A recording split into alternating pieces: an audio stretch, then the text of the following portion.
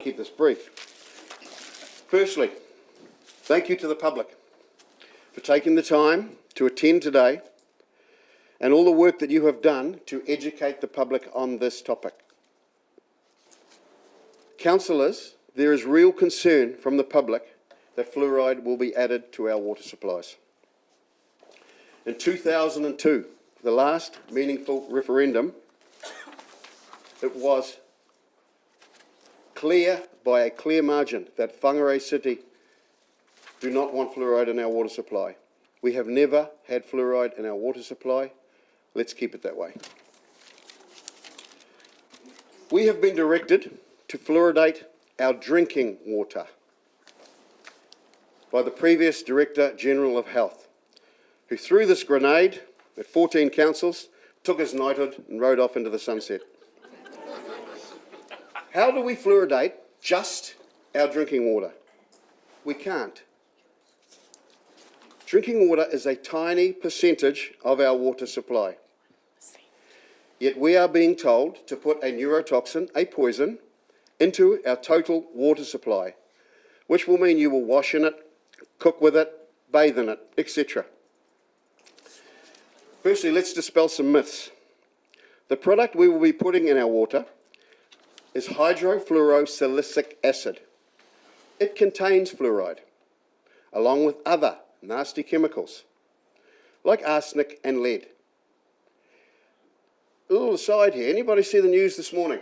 Councillor, keep with your talk. This is part of my talk, if I could. You can't ask for the councillors to have a response to that. So it's a rhetorical question. Thank you. If anybody saw the news this morning, you will have seen the heightened levels of arsenic and lead in Auckland and Hamilton's water supply.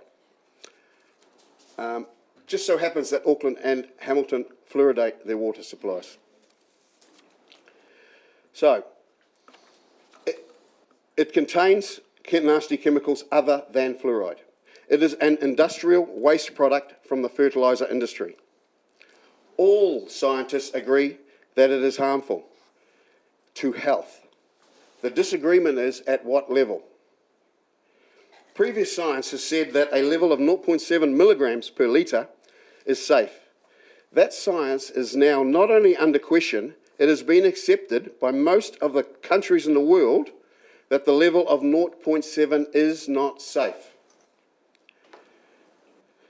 This directive was ruled unlawful in November 2023, and the new Director General of Health was instructed to assess this directive in relation to the Bill of Rights Act over 12 months ago. That assessment has not been done, despite all the resources available. I'm sure our legal counsel will agree this is not a complicated legal argument. In 2018, the New Zealand Supreme Court ruled fluoridation of our water supply is compulsory mass medication. Section 11 of the Bill of Rights Act is very short, sharp and simple. It says, and I'll quote this, "Everyone has the right to refuse to undergo any medical treatment." Section 11 of the Bill of Rights Act. How can anyone choose not to ingest fluoride if it is put in our water supply? They cannot. That is a major stumbling block, in my view, for the Director General of Health. Historically, pro-fluoride advocates have said, trust the science. And to be fair, that was a good argument.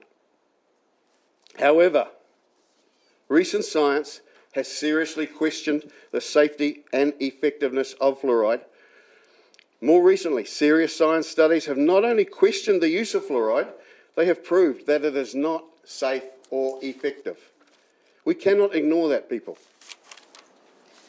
Countries all over the world have paused and stopped fluoridation because of the concerns. Is it safe? Is it efficient? The answer is clearly no.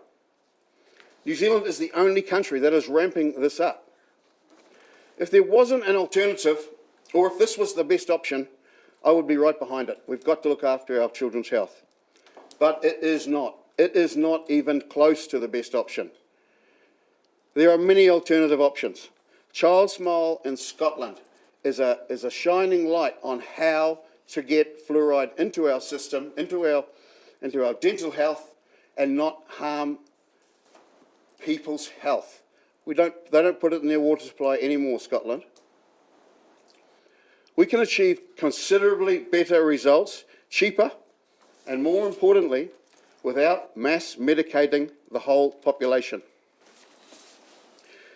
Last week in the Herald, an audit of New Zealand school tuck shops showed they were still predominantly selling soft drinks and sugary foods as their main contributor.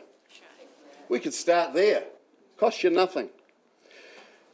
I'm finishing up. In 2015, Sir Peter Gluckman, a very well-respected New Zealander, was commissioned by the Ministry of Health to report on this country's response to asbestos.